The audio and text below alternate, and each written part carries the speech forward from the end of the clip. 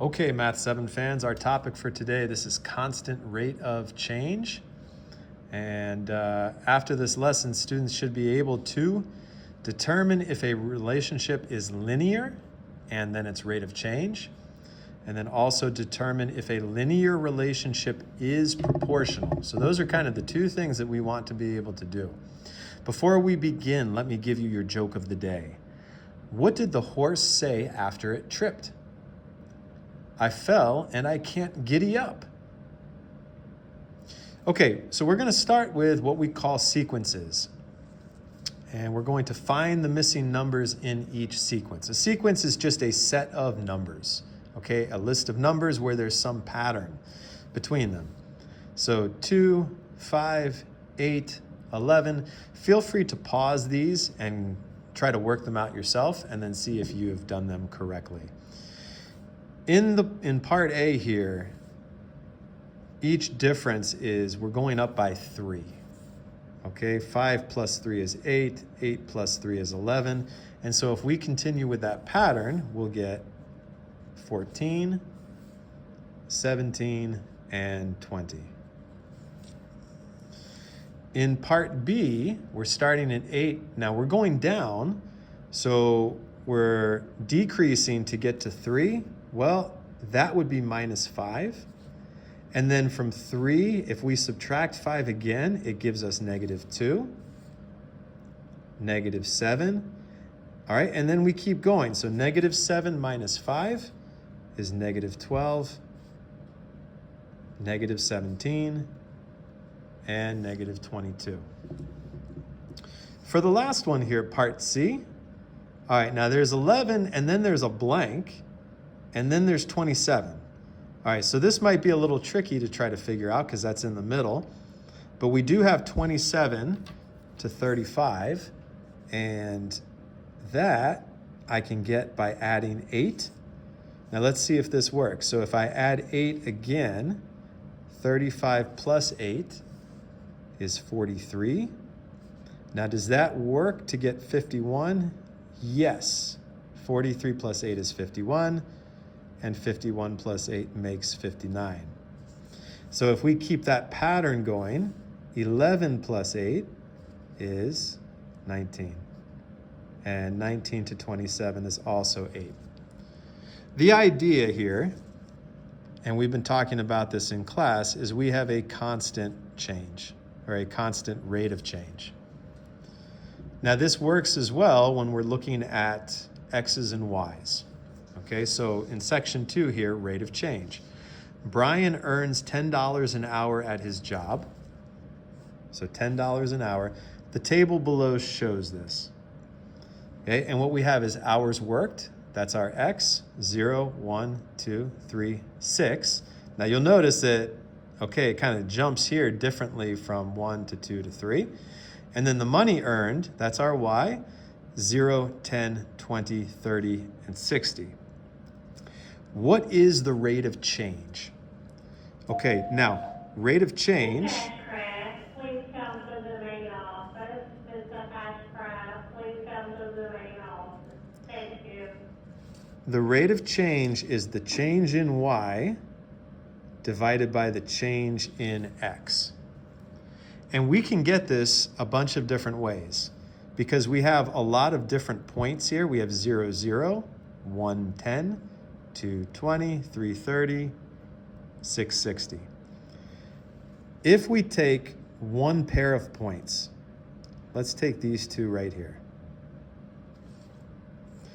The change in the y's go from 0 to 10. Well, that's plus 10. Now, how do the x's change? They go from 0 to 1, plus 1. So the rate of change here is going to be the change in the y's, that's 10, divided by the change in x, which is 1. So 10 divided by 1. Now, one thing about this, you might say, okay, but what if I had taken 2 different points? What if I had taken the last 2 points? So 3 hours, $30, 6 hours, and $60. Well, What's the change in the y values? The money went from 30 to 60. That's plus 30. The hours went from 3 to 6. That's plus 3. The rate of change, in this case, the rate of change, all right, and this is what we call slope, would be 30, that's the change in y, divided by 3, that's the change in x, but that is still equal to 10 over 1. Okay, so what's happening here is that no matter how we look at this, we will have the same rate of change. So the rate of change, and they actually told us this at the very beginning. We did not even have to calculate. It was $10 an hour. So $10 per hour.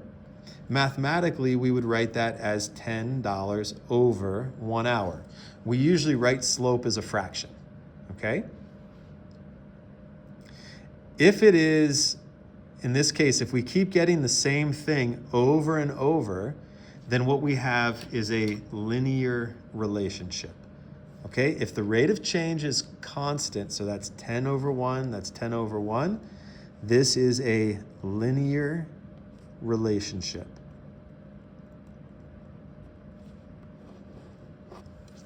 If we keep getting the same thing. If I took, let's say I took 0, 0, and I took the last point 660. I'll do it over here. So 0, 0, 660. Does that still give us 10 over 1? Well, the change in y is plus 60. The change in x is positive 6. So our slope is 60 divided by 6, which is 10 over 1. So yes, this is a linear relationship because we have a constant rate of change, okay? Now what that looks like, if we come down here, we can go ahead and graph our points. So we were starting with 0, 0. If you work 0 hours, hours is our x-axis, we will earn $0, okay?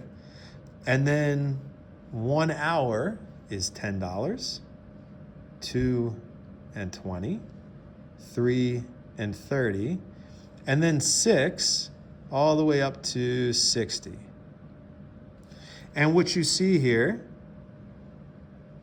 there's our line.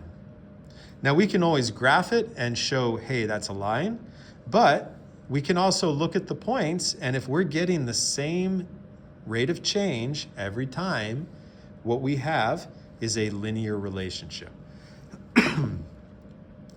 Now there's one other thing that we can actually look for.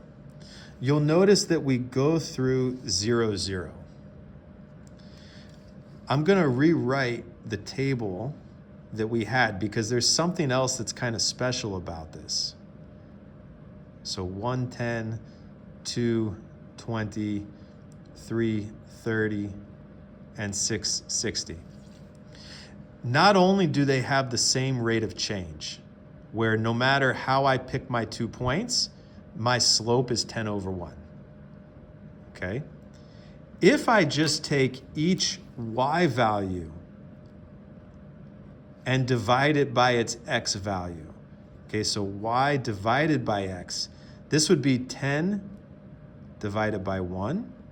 This would be 20 divided by 2, 30 divided by 3, and 60 divided by 6. Notice that each one of these will be equal to the same constant. This relationship is not only linear, if this is true, we also say that it is proportional. So the 2 key words here, all right, besides slope, but we've talked about slope a little bit, is whether a relationship is linear, and if it is, and you can divide y and x and get the same thing every time, it is also proportional. And that is the end of part 1.